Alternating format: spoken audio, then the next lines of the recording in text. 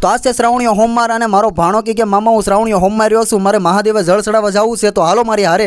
એટલે હું ને મારો ભાણો વહી ગયા જળ ચડાવવા. આ છે અમારા ગામનું મંદિર ને આ છે અમારા પૂંજારી બાપુ. આ છે જુઓ આ રીતનું મંદિર છે અમારું. પછી મેં મારા ભાણાને કીધું તું જળ ચડાવી દે, એટલે મારો ભાણો ચડાવવા મળ્યો જળ. અને પછી હું કહું તું ચડાવી દે, એટલે હું પણ ચડાવી દઉં. અને પણ મેં પણ ચડાવી દીધું જળ. એટલે મેં એક મંત્ર પણ બોલતો હતો બરોબર. ત્રંબકમ યજામહે સુગંધિમ પુષ્ટિવર્ધનમ પૂર્વ રુકનિવ બંધનાર મૃત્યોર મોક્ષ યમામૃતા. અને આ છે અમારું સરસ મજાનું હનુમાનજી મહારાજનું મંદિર. ને પછી હું એવો ઘરે જોવા અમારી આ ₹1,00,000ની ખુરશી હતી. અને આ બાજુમાં મારા બંને વીએ પ્લાસ્ટરનું ઓલું મૂકી દીધું હતું, કંઈક મેં કરી દીધું ઘા. અને મારું ટેબલ ખોલીને હું પેઇન્ટિંગની વસ્તુ લઈને બેસી ગયો. હું કંઈક પ્રેક્ટિસ કરવી જોઈએ, ઘણો સમય થઈ ગયો પ્રેક્ટિસ નથી કરતો.